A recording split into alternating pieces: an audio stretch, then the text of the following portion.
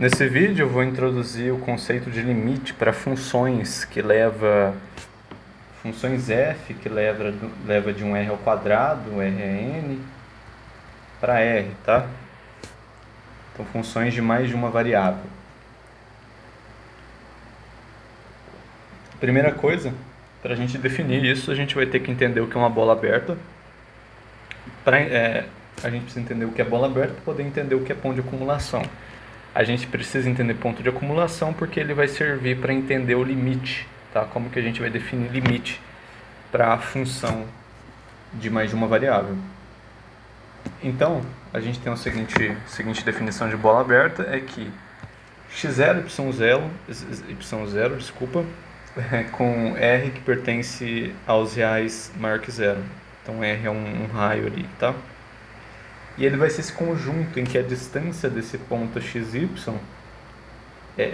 essa distância do ponto xy até o centro, vai ser menor do que com esse valor r dado. Então o que nós teríamos aqui é um ponto x0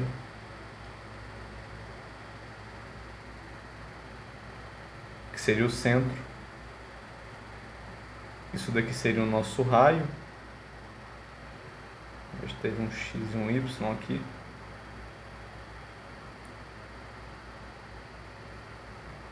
x0, né?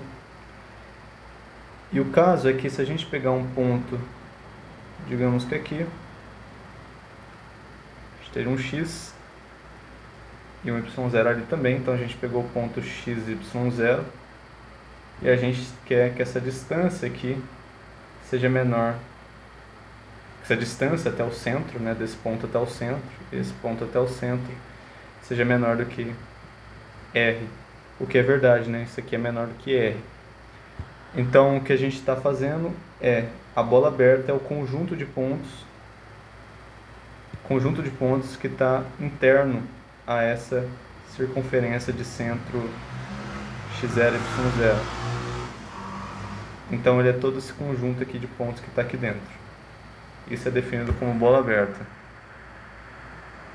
E o ponto de acumulação, a bola aberta é um conjunto, tá? E o ponto de acumulação é dado um A, contido nos r ao quadrado, então é um conjunto, né, de pontos. Dizemos que esse ponto x0 e y0 é ponto de acumulação. Então esse ponto x0 e y0 é ponto de acumulação de A. Se toda bola aberta de A, desculpa, que não é de A não, perdão. Toda bola aberta de centro, tá? x0 e y0 conter ao menos um ponto xy que pertence a A. Então, por exemplo, esse ponto xy aqui, tá? Ele pertence à bola aberta, então se essa bola aberta de centro x0, y0 e raio r, ele contém um ponto xy e digamos, vou colocar AB aqui, fica melhor. Ele contém esse ponto AB e digamos que AB ele pertence ao conjunto A. Então a gente diz que essa bola aberta de raio R aqui, ela é um ponto de acumulação do conjunto R, porque ela acumula pontos do conjunto R ali, né? Tem que ter ao menos um, tá? Um ponto já é suficiente, mas a gente pode ter mais. Se não tem nenhum, então não é. Perfeito? Então, dadas essas duas definições, esses dois processos aqui, a gente vai definir o limite de funções de duas variáveis, né?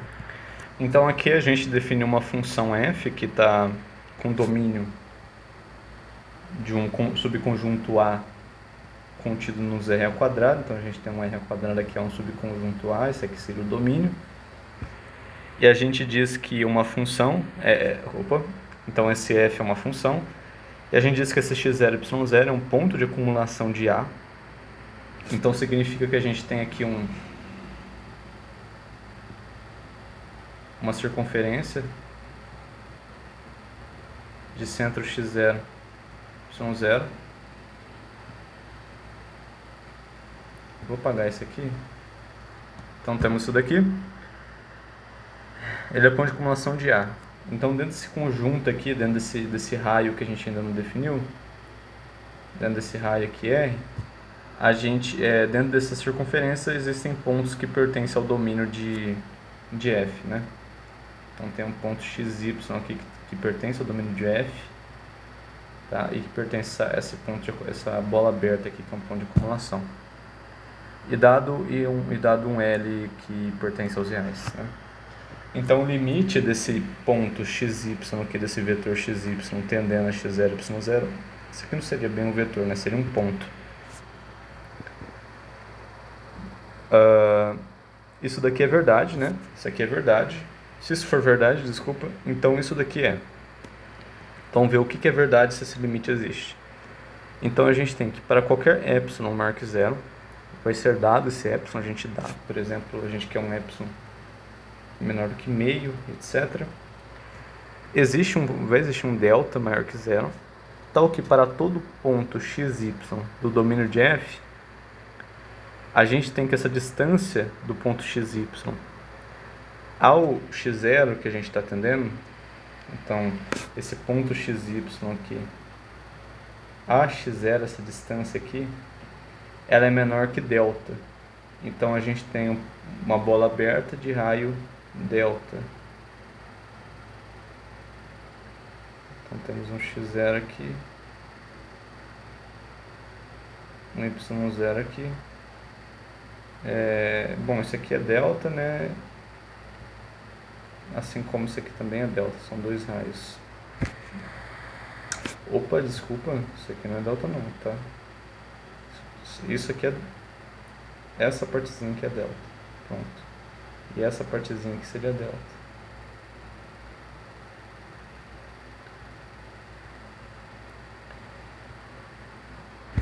Beleza, então a gente tem uma bola aberta aqui, um ponto de acumulação do domínio de f,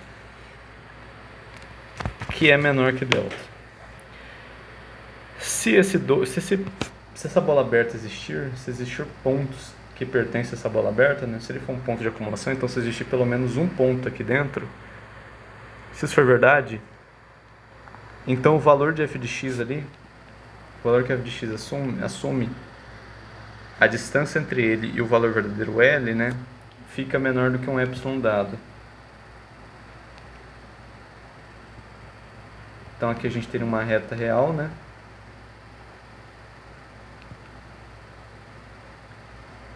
Aqui a gente teria o nosso L mais epsilon e L menos epsilon. Vou tirar esse L aqui, tá? Isso daqui, ele é aberto, né? Porque veja que ele tem que ficar menor do que o epsilon aqui, então isso aqui não pode assumir. Então, dado um ponto dentro do ponto... Então, pego um ponto de dentro do conjunto de ponto de acumulação do domínio de f, a gente tem que essa imagem aqui vai estar dentro desse intervalo aqui, tá? E, claro, se a gente diminuir esse ponto de acumulação, se a gente diminuir o raio do ponto de acumulação, desculpa. O ponto de acumulação é uma bola aberta também, que contém um ponto do domínio de f. Então, se a gente diminuir o raio da bola aberta do ponto de acumulação, né, a gente diminui o epsilon também, né, porque vai ficar cada vez menorzinho aqui, até dar o L verdadeiro. Então, com esse conceito aqui de bola aberta e ponto de acumulação, que a gente define o que é o limite da função f, tá? Então, dado essa definição, a gente consegue dar alguns exemplos aqui. Então, dado esse exercício aqui, uma função constante, com k pertencendo a reais, para qualquer ponto que a gente tender essa função, ele vai dar o próprio k. Então, como a gente consegue ver, a distância entre qualquer valor e o k é zero. Tá? Então, dado o epsilon maior que zero, vai existir um delta maior que zero. tal que a gente vai ter que a distância do ponto xy a x0 a x0 y0 vai ser menor que o delta. Se isso ocorrer, a gente tem que a distância dessa função até o próprio k é zero, né? Porque a gente sabe que essa função está tendendo a k aqui.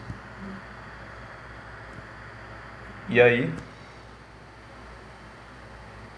claramente, né? O limite dela,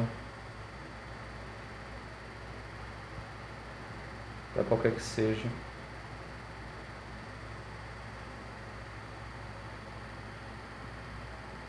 é o próprio k, né?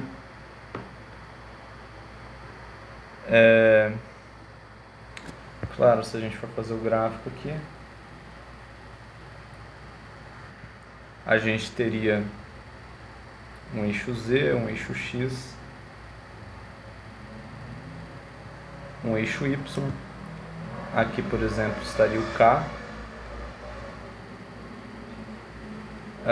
Então, nós teríamos aqui então, só daqui para baixo, a gente teria então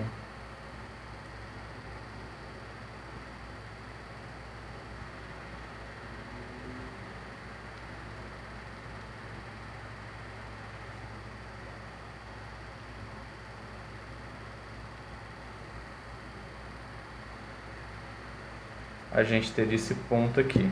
Opa, desculpa, a gente teria esse plano aqui, tá? Tudo bem? Com esse plano aqui sempre, né? Então, por exemplo, ele estaria cobrindo esse... Tentei fazer uma perspectiva aqui, mas ficou péssimo, né? Bom, esse plano estaria cobrindo aqui os eixos, tá? E aí, claramente, se a gente pegar aqui qualquer ponto que a gente tenha dali, o y0, o x0, qualquer ponto que a gente pega aqui, ele vai dar sempre um valor k, né? Porque a gente está pegando sempre pontos que está em nível k. Aí, no caso, seria uma função xy, né? E k. Tudo bem? Então, isso daqui seria a definição de limite, ponto de acumulação, bola aberta, etc, etc, etc. E aí tem algumas propriedades interessantes que podem ser apresentadas em outro vídeo, tá? Então, basicamente é isso.